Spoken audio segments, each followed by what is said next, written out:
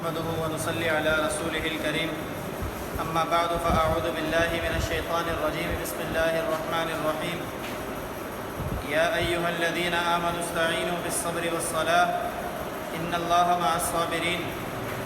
عن أبي هريرة رضي الله تعالى عنه قال قال رسول الله صلى الله عليه وسلم احرص على ما ينفعك واستعن بالله ولا تعجز فإن أصابك شيء فلا تقل لو أني فعلت لكان كذا وكذا ولكن قل قدر الله وما شاء فعل فإن لو تفتح عمل الشيطان. صدق الله وصدق رسوله النبي الكريم ونحن على ذلك لمن الشاهدين والشاكرين والحمد لله رب العالمين. میرے معزز سامعین، میں نے آپ کے سامنے قرآن کریم کی ایک آیت مبارکہ تلاوت کی ہے اور احادیث کے بے شمار مجموعے میں سے ایک حدیث مبارکہ تلاوت کی ہے. دعا ہے کہ اللہ رب العزت صحیح بیان کرنے کی توفیق عطا فرمائے، مجھے اور آپ کو اس پر عمل کرنے کی توفیق عطا فرما دے. اس آیت مبارکہ کے اندر اللہ رب العزت اللہ سے مدد مانگنے کے دو طریقوں کی طرف متوجہ فرما رہے ہیں کہ جب تم اللہ سے مدد طلب کرو تو تمہارے پاس دو چیزیں ہونی چاہیے، دو چیزیں تم نے اختیار کی ہوئی ہونی چاہیے. وہ دو چیزیں کیا ہیں کہ یا ایھا الذین آمنوا استعینوا، ایمان والو اللہ سے مدد طلب کرو صبر کے ساتھ اور نماز کے ساتھ. کہ اگر تم صبر اور نماز کے ساتھ اللہ سے مدد طلب کرو گے تو اللہ رب العزت کی حقیقی مدد تمہاری طرف متوجہ ہو جائے گی اور اللہ رب العزت کی مدد کے معاونت کے تم مستحق ٹھہراؤ گے.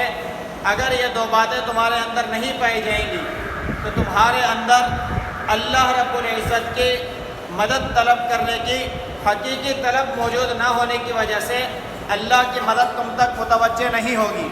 وہ دو شرطیں کیا ہیں کہ ایک تو یہ کہ جب بھی کوئی پریشانی، کوئی غم، کوئی تکلیف، کوئی مصیبت، کچھ بھی حالات آ جائیں، اللہ رب العزت نے اپنی مدد حاصل کرنے کے لیے کہ اللہ کی مدد اگر تم چاہتے ہو تو پہلی شرط یہ ہے کہ اس مصیبت، اس تکلیف، جو بھی عمل تمہارے ساتھ ہوا ہے اس پر صبر اختیار کرو.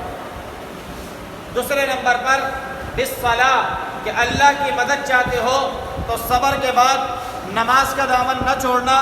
کہ اگر تم صبر تو کر رہے ہو اور اس کے ساتھ ساتھ صرف ایک جگہ پر بیٹھ کر گھر میں اپنے آپ کو قید کیا ہوا ہے اور کہتے ہو کہ صبر اختیار کرنے والوں کے ساتھ اللہ کی مدد ہے، تو بھائی اللہ کی مدد صبر کے ساتھ، نماز پڑھنے کے ساتھ، دونوں کے ساتھ قید ہے. کہ جب صبر کے ساتھ نماز بھی ہوگی تو اللہ کی مدد شامل حال ہوگی. اگر صبر کے ساتھ نماز نہ ہو تو اللہ کی مدد شامل حال نہ ہوگی. یا نماز تو ہو لیکن صبر نہ ہو تب بھی اللہ کی مدد شامل حال نہ ہوگی. اللہ کی مدد کے لیے یہ دونوں چیزیں بہت ضروری ہیں کہ انسان کے اندر صبر بھی ہو اور اللہ رب العزت کے ساتھ نماز بھی پڑھے اور نماز کے اوپر استقامت بھی ہو. ان اللہ مع الصابرین، اللہ فرماتے ہیں کہ میں صبر کرنے والوں کے ساتھ ہوں کہ تم اللہ کے دین پر ڈٹے رہو. آپ کو میں ایک ایوب علیہ السلام کا واقعہ بتاتا ہوں کہ تقریباً 18 سال ایوب علیہ السلام پر بیماری اور مشقت اور آلام اور تکلیف کے وقت گزرا کہ ان سے ان کا مال، ان کی دولت، ان کا سارا جاہ و منصب سب چلا گیا. یہاں تک کہ ان کی اہلیہ نے بھی آخر میں تھک ہار کر اپنی بے بسی کا اظہار کر دیا. تقریباً 18 سال اسی مشقت کے اندر، تکلیف کے اندر پڑے رہے اور جو کیڑا ان کے جسم سے نیچے گر جاتا اس کو بھی اٹھا کر اپنے جسم کے زخموں پر دوبارہ ڈال لیتے. کہتے کہ تیرا رزق اللہ نے میرے جسم سے لکھا ہے تو اس سے تو اپنا رزق پورا کر لے. انہوں نے صبر کی ایک بہترین مثال قائم کی اور اللہ رب العزت کی عبادت پر جمے رہے، اللہ رب العزت کی وحدانیت پر جمے رہے، اللہ کی عبادت پر جمے رہے. تو اللہ رب العزت نے جب یہ 18 سال کا عرصہ پورا گزر گیا تو اس کے بعد اپنی مدد شامل حال فرمائی اور وہی نبوت، وہی جاہ و منصب، وہی مال اور دولت، وہی اولاد وہ طاقت، وہ ساری کی ساری شان و شوکت اللہ نے دوبارہ لی۔ کس وجہ سے؟ کہ انہوں نے مشہور کر دیا کہ آج بھی ہم جب دعا کرتے ہیں یا کسی مدد معاملے کے اندر صبر طلب کرتے ہیں تو دعا یہی کرتے ہیں کہ اللہ صبر ایوب عطا فرما۔ کہ ایوب علیہ السلام نے صبر کی ایک اعلیٰ مثال قائم کی، پھر اللہ کی عبادت پر جمے رہے، یہ ایک اور مثال قائم کی، تو اس کے بعد اللہ کی مدد ان کے ساتھ شامل حال ہوئی۔ اگر میں آج کامیابی چاہتا ہوں، اللہ کی مدد اپنے معاملات میں شامل حال چاہتا ہوں، تو پہلے مجھے صبر، پھر اس کے بعد نماز، ان دونوں کا دامن نہیں چھوڑنا اور اللہ کی دی ہوئی تقدیر کے اوپر راضی رہنا ہے کہ اللہ جو تو نے دیا ہے، من قدر اللہ، جو اللہ نے مجھے دے دیا، وما شاء فعل، جو اللہ چاہتے ہیں وہ کر لیتے ہیں۔ اللہ سے میں اپنی مرضی کے مطابق اگر کام کروانا چاہتا ہوں تو مجھے اپنے آپ کو اللہ کے حکم، اللہ کے تقاضوں کے مطابق ڈھالنا پڑے گا، تبھی میں اللہ سے اپنے معاملات میں مدد شامل حال فرماؤں گا۔ جو میں نے حدیث قدسی، جو ایک داؤد علیہ السلام کا جو اللہ رب العزت سے مکالمہ ہوا کہ اللہ رب العزت نے ان سے کہا کہ ایک ترید و ارید، ایک تیری چاہت ہے، ایک میری چاہت ہے، اور ہوگا وہی جو میں اللہ کی چاہت ہے، اور اگر تو نے اپنی خواہشات کو میری خواہشات کے تابع نہ کیا تو میں تجھے تیری خواہشات میں تھکا دوں گا، اور اگر تو نے میری خواہشات کے اپنی خواہشات کو تابع کر دیا تو میں تجھے تیری خواہشات بھی ساری کی ساری پوری کر کے دے دوں گا۔ معلوم ہوا کہ اللہ کے اتباع کے اندر، اللہ کے طریقے پہ چلنے میں، اللہ کی رضا پر راضی رہنے میں میری زندگی میرے طریقے کے مطابق ہو جائے گی، لیکن اگر میں چاہوں کہ میں اللہ کے طریقے کو نہ اپناؤں اور اپنی زندگی کو اللہ سے منوا لوں، ایسا ہرگز نہیں ہو سکتا۔ اللہ کی مدد چاہیے تو اللہ کے ساتھ صبر اور نماز، یہ دونوں کا دامن پکڑنا پڑے گا، تب اللہ کی مدد شامل حال ہوگی۔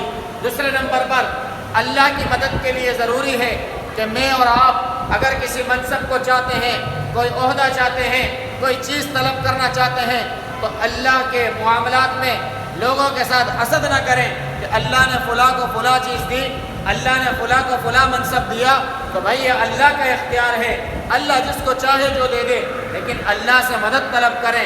وَاسْتَعِنْ بِاللَّهِ، جو حدیث مبارکہ میں نے آپ کے سامنے تلاوت کی کہ اللہ رب العزت فرماتے ہیں احرص علی ما ينفعک، کہ آپ اللہ کے ساتھ حرص کریں ان چیزوں کے اندر جو آپ کو فائدہ دینے والی ہو، یعنی آخرت کا آپ کا فائدہ اس کے اندر ہو، اور پھر اس کے اندر آپ حرص کریں۔ وَاسْتَعِنْ بِاللَّهِ، آپ تہجد پڑھنا چاہتے ہیں، نمازوں پر استقامت چاہتے ہیں، دین پر استقامت چاہتے ہیں، دین کے احکامات پر عمل کرنا چاہتے ہیں، تو اللہ کے ذرا سامنے ہاتھ تو اٹھائیں، اللہ مجھے تہجد کے لیے اٹھا دے، اللہ دین پر چلنا آسان فرما دے، اللہ استقامت دین عطا فرما دے، اللہ نمازوں پر ہمیشگی عطا فرما دے، اللہ دین کے احکام پر دعوت عطا فرما دے، تو اللہ رب العزت اس طرح اپنی مدد میرے معاملے میں شامل حال فرما دیں گے۔ وَاسْتَعِنْ بِاللَّهِ، اور پھر اس کے ساتھ وَلَا تَعْجِزْ، میں اور آپ اپنے آپ کو کمزور، ناتواں اور عاجز نہ سمجھیں کہ میں یہ معاملہ نہیں کر سکتا، میرے پاس طاقت نہیں ہے، میرے پاس وسعت نہیں ہے۔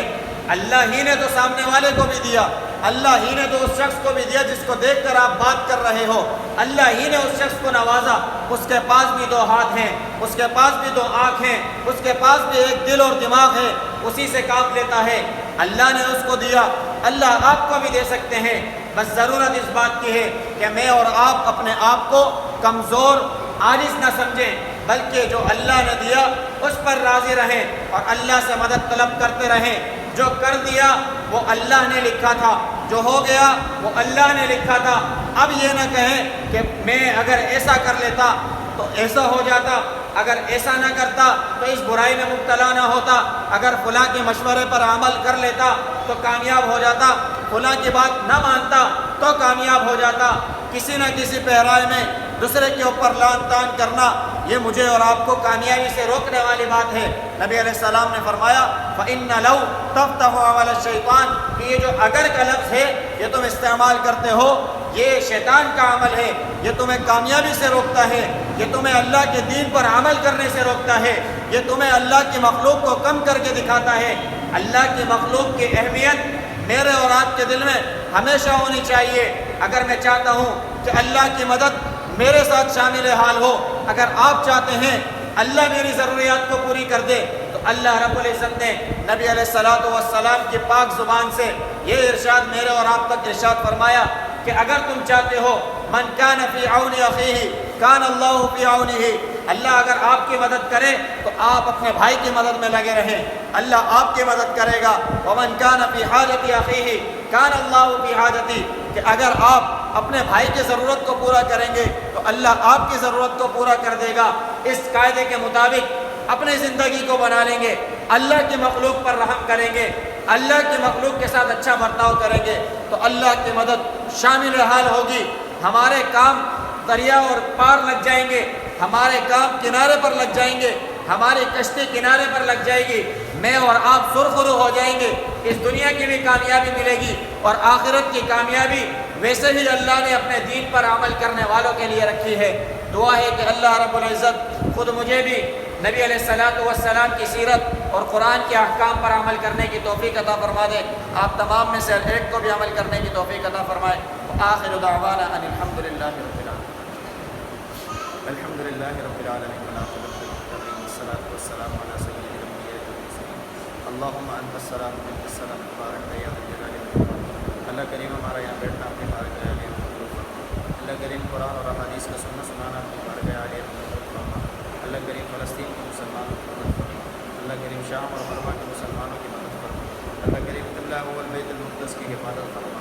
اللہ کریم ڈاکٹر عافیہ صدیقی کو بھی رہائی عطا فرما۔ اللہ کریم پاکستان کی بھی حفاظت فرما۔ اللہ اس کی جغرافیائی، اسلامی اور نظریاتی سرحدات کی حفاظت فرما۔ اللہ کریم جو پاکستان کے ساتھ یہ اللہ بری نظر رکھ رہے ہیں، اللہ ان کو ہدایت عطا فرما۔ اللہ اگر ان کے نصیب میں ہدایت نہیں ہے تو یا اللہ ہمارے ملک کو ان سب سے پاک فرما دے۔ یا اللہ ہمارے ملک کو برے اور ظالم لوگوں سے نجات عطا فرما دے۔ یا اللہ ہمارے رعایا کو برے اور ظالم لوگوں سے یا اللہ نجات عطا فرما۔ یا اللہ ان سب کی حفاظت فرما۔ یا اللہ جتنے پریشان حال ہیں، بیمار ہیں، مصیبت زدہ ہیں، تکلیفوں میں ہیں، یا اللہ تمام کی بیماریوں کو، پریشانیوں کو، تکلیفوں کو، مصیبتوں کو دور فرما۔ یا اللہ جتنے بے روزگار ہیں یا اللہ تمام کو حلال طیب روزگار عطا فرما۔ یا اللہ جتنے پیارے ہمارے اس دنیا سے چلے گئے اللہ سب کی کامل بخشش فرما۔ اللہم رب ارحمہما کما ربیانی صغیرا۔ صلی اللہ تعالی علی رسول خیر